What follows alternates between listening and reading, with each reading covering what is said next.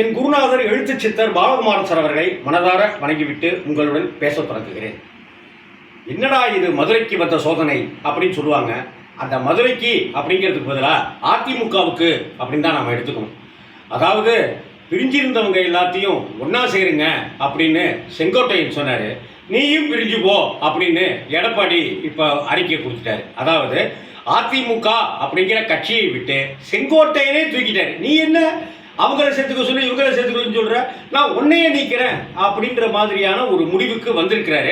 இந்த தைரியம் எடப்பாடி அவர்களுக்கு எப்படி வந்துச்சு, இந்த துணிச்சல் அடுத்த கட்டத்துக்கு என்னென்ன விளைவுகளை ஏற்படுத்த போகுது அப்படிங்கிறத நம்ம பார்க்கணும்.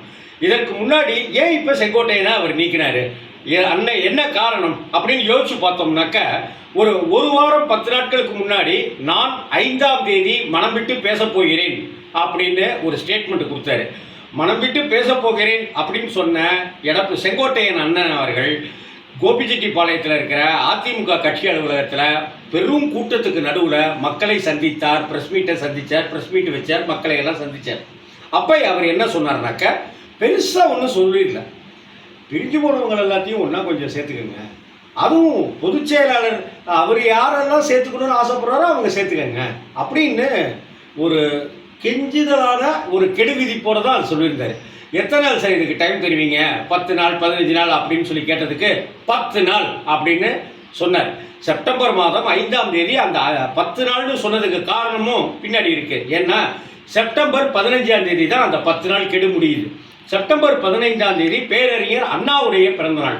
அப்போ அண்ணா திராவிட முன்னேற்ற கழகத்துக்கு அதில் என்ன முடிவு சொல்லப்படுது அப்படிங்கிற மாதிரி ஒரு டார்கெட்டை செங்கோட்டையன் வைத்திருக்கிறார். செங்கோட்டையன் வைத்திருக்கிறாரா அப்படின்னா டெல்லி வச்சிருக்கு அப்படின்னு தான் சொல்லணும். ஏன்னா நேற்று செங்கோட்டையன் பேசின அடுத்த நிமிடமே சசிகலா இது சரியான முடிவு, செங்கோட்டையனுடைய உடம்புல ஓடுறது அதிமுகவுடைய ரத்தம்னு நிரூபிச்சிட்டாரு அப்படின்னு சசிகலா சொல்றாங்க.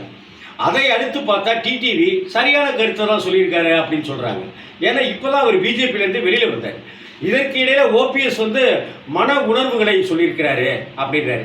கிட்டத்தட்ட மனதின் குரல் அப்படின்னு சொல்றாரு. நம்ம மோடிஜி சொன்னார்ல மன் கி பாத்னு, அது மாதிரி தான் இதையும் நம்ம பார்க்க வேண்டியது இருக்கா அப்படின்னாக்க, இது அமித்ஷாவுடைய குரலாகவும் மோடியினுடைய குரலாகவும் தான் இது எதிரொலிக்குது.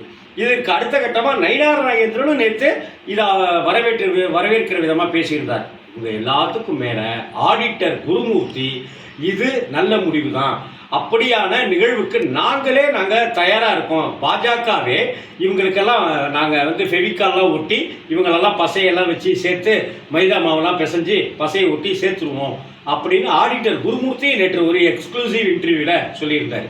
இந்த சமயத்தில் அடிவயிறு கலங்க திண்டுக்கல் பக்கத்தில் பிரச்சாரத்தில் ஈடுபட்டிருந்த எடப்பாடி அண்ணன் அங்கே உடனடியாக ஒரு அவசரமாக ஆலோசனை கூட்டத்தை இன்னைக்கு நடத்தி உடனடியாக டிக்ளேர் பண்ணிட்டாங்க. அந்த கூட்டத்தில் அண்ணே சேர்ந்துருவோம்னே அப்படின்னு யார் சொன்னாங்கன்னு தெரியல, அண்ணே சேர வேணாம்னே இப்படியே இருப்போம்னே அப்படின்னு யார் சொன்னாங்கன்னு தெரியல. ஆனால் முக்கிய பிரபலங்களோட அவர் இன்னைக்கு ஒரு ஆலோசனை கூட்டம் நடத்தி அவசரமாக வெளியே வந்து டிக்ளேர் பண்ணின விஷயம், செங்கோட்டையன் கட்சியிலிருந்து நீக்கப்படுகிறார் அப்படின்னு. எப்படி கூவத்தூர்ல சசிகலா அவர்கள் எடப்பாடி கிட்ட ஒரு லீஸ்க்கு ஏலத்துக்கு கொடுத்தது போல திரும்ப அந்த ஏலம் முடிஞ்ச கையோட சசிகலாட்ட கொடுக்கணும், சசிகலாட்ட தரல, டிடிவிட்ட தரணும், டிடிவிட்ட தரல. ஓபிஎஸ்சி ஜெயலலிதாவால் அங்கீகரிக்கப்பட்டவர், அவங்களையும் ஓரம் கட்டினாரு. இப்போ எம்ஜிஆர் காலத்தில் 72ஆம் ஆண்டு கட்சி ஆரம்பிக்கும் போதே வந்த செங்கோட்டையனையும் கடாசி எரிஞ்சிட்டார். இப்போ கொங்கு தேசம் எங்களுடைய தேசம்னு சொல்லிட்டு இருந்த அதிமுகவுடைய வாக்கு வங்கி என்ன ஆகுதுங்கிறது ஒரு பக்கம். இப்போ உரிமை மீட்பு குழுவில் இன்னொரு முக்கிய தலைவராக ஓபிஎஸோட சேர்ந்து பயணிக்க போகிறார் அப்படின்ற மாதிரியும் செங்கோட்டையன் குறித்து பேச்சுகள் அடிபடுது. ஆனால் இதை டெல்லி இது பார்த்துக்கிட்டு சும்மா இருக்குமா அப்படிங்கிறது தான் இங்கே $1 மில்லியன் கேள்வி. இதற்கு நடுவில் இனி ஆடுகின்ற ஆட்டம் தான் எடப்பாடி குறித்த வழக்குகள், எடப்பாடி பையன் மீதான வழக்குகள், எடப்பாடியோட சம்பந்தப்பட்ட வழக்குகள்னு அடுத்தடுத்த கட்டமாக பாயும். போதா குறைக்கு தம்பி அதை கொஞ்சம் ஓரமாக வச்சிருப்பா அப்படின்னு இரட்டை இலை தொடர்பான அந்த சின்னம் தொடர்பான ஒரு விஷயம் தூசி கடந்து ஒட்டடையோட கிடக்கல, அதை கொஞ்சம் தூசி தட்டி எடுங்க அப்படின்னு தேர்தல் ஆணையத்தில் சொல்லுவாங்க.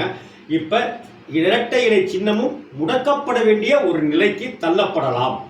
அதற்கு பிறகு எடப்பாடியையே கூவத்தூர் போட ஒரு விஷயத்தை எடுத்துக்கொண்டு அன்னைக்கு சசிகலா அவர்கள் கூவத்தூருக்கு கூட்டிட்டு போனாங்க. இன்னைக்கு சசிகலா உட்பட எல்லோரையுமே கூவத்தூர் மாதிரி ஒரு இடத்துக்கு பாஜக கூட்டி சென்று அதிமுகவை அப்படியே செங்கோட்டையன், ஓபிஎஸ், சசிகலா, டிடிவி அவர்கள்ட்ட கொடுத்துட்டு எடப்பாடியை தனித்து விடப்படலாம் அப்படிங்கிற மாதிரியான ஒரு பேச்சும் இங்கே அரசியல் விமர்சகர்களால் சொல்லப்பட்டுக்கிட்டே இருக்கு. என்ன நினைப்போம், என்ன நடப்போம் அப்படிங்கிறதே தெரியாம நாளொரு மெனியும் பொழுதொரு வண்ணமுமா தன்னுடைய நிலையில நான் இந்த கட்சியை விட்டு என்னை விலக்கிறாதீங்க, பொதுச் செயலாளர் பதவியிலேருந்து விலக்கிறாதீங்கன்னு சொன்ன எடப்பாடி என்ன அதிலிருந்து அவர் மாறாமலே இருக்காரு.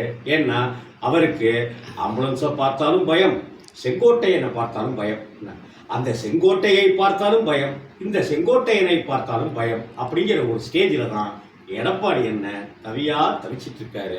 அடுத்தடுத்த பாய்ச்சல்கள் டெல்லியிலேருந்து எப்படி வரும் அப்படிங்கிறது தான் இங்கே விமர்சிக்க வேண்டிய ஒரு விஷயமாகவும் கூர்ந்து கவனிக்கப்பட வேண்டிய விஷயமாகவும் இருக்கு.